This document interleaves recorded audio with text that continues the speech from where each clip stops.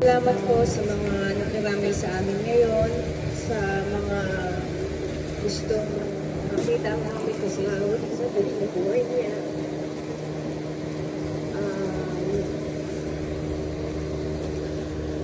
Gusto ko lang din magpasalamat sa mami ko sa lahat ng ginawa mo sa amin, sa mga pagbabash niya, kasi yung mga pamumuna niya sa amin yung naging dahilan para umayos kami lahat, para ipagpabuti namin lalo yung mga buhay namin.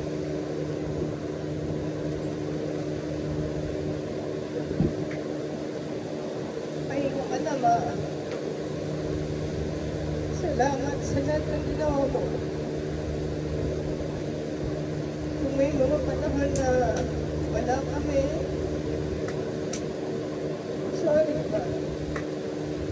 Kaya lang, lalo na ng mga huling sandali. Parang ayoko na rin kasi maramdaman nila ang tamang ko ay dahil na bigla. Ayoko na rin nila pinagtaon.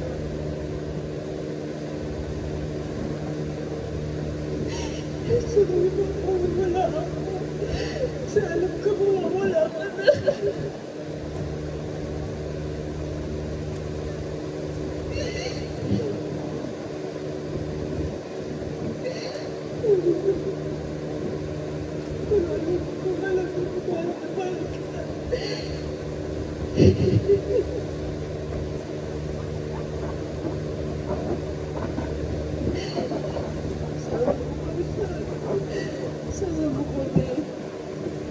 Sa pagtapit ng musikal, na maging mabuti kaming lahat. Namalik pa rin sa aming magkakapatid na isang pinagkalingin namin.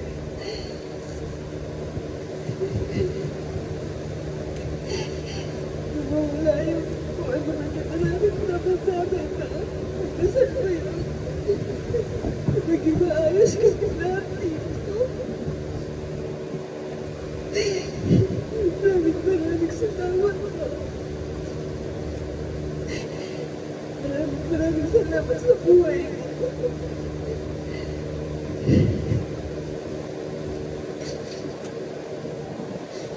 At gusto ko rin magpasalamat kay Ate Ikay.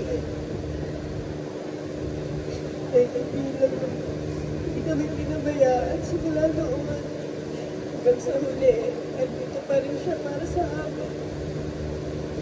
Sa pamilya ni Rami, maraming salamat sa inyo. Hindi niyo kami tinuring na ibang tao. Tinuring niyo kami pamilya.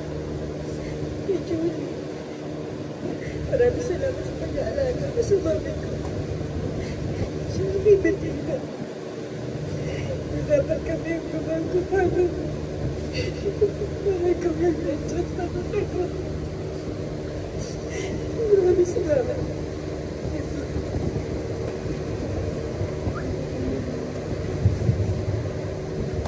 Ngayon naman po, tinatawagan ko po si Ma'am Glenda.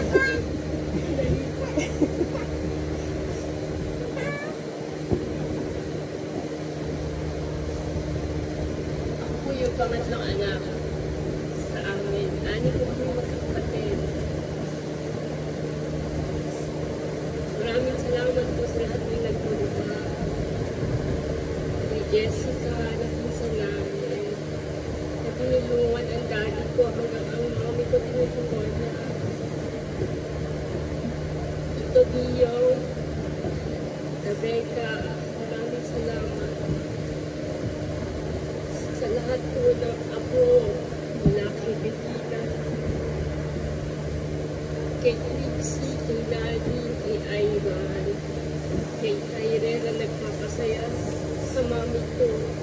Sa Masashi na anak ko po na miss nilang makita.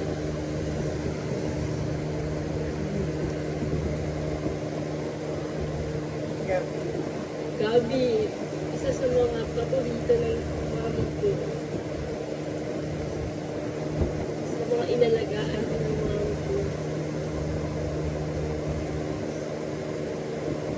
Marami po ang masasabi sa mami ko kasi ang mami ko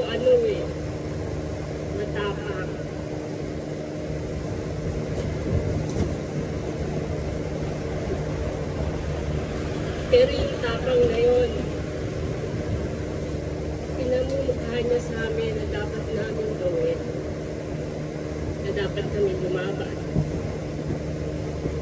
Kahit marami kaming away ng mga kapatid sa mami ko, tampuhan, okay lang po yun, normal yun sa magulang.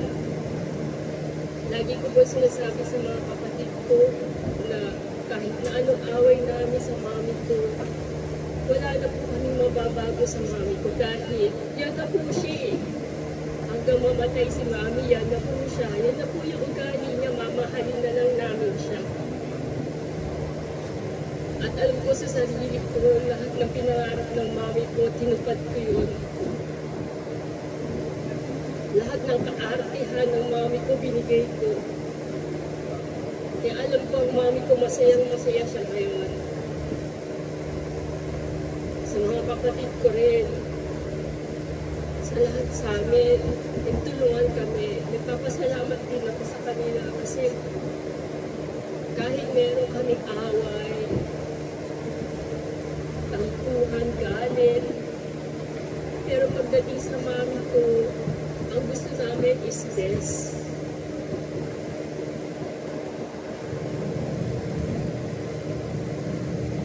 Sana kayo rin na